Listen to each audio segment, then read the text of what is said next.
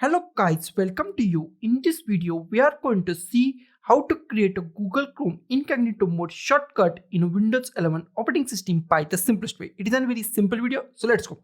First of all, I just go to the start and here I just type Google Chrome. I just type Google Chrome and right click on Google Chrome and I just go with the open file location. We just want to go to the open location of this file. Okay, open file location.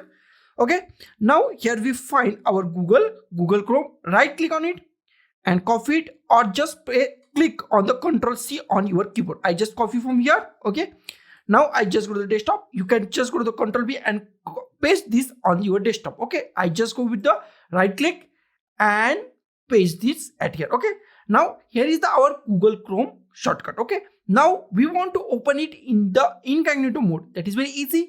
Right click on it, just go to the properties, just click on the properties.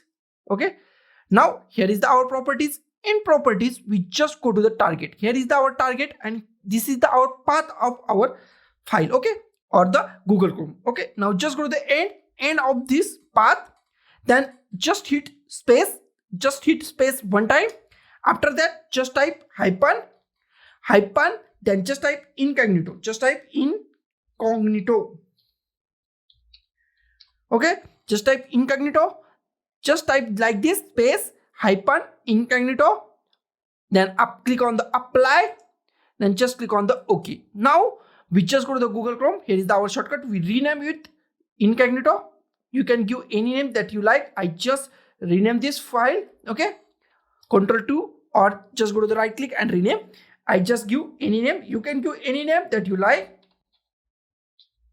Okay, now I just double click on it and here is our Google Chrome in incognito mode. So guys, this is the simplest way to create a Google Chrome incognito mode shortcut in a Windows 11 operating system. So guys, thank you for watching this video. Don't forget to like, share, comment on this video and don't forget to subscribe the channel. Thank you guys.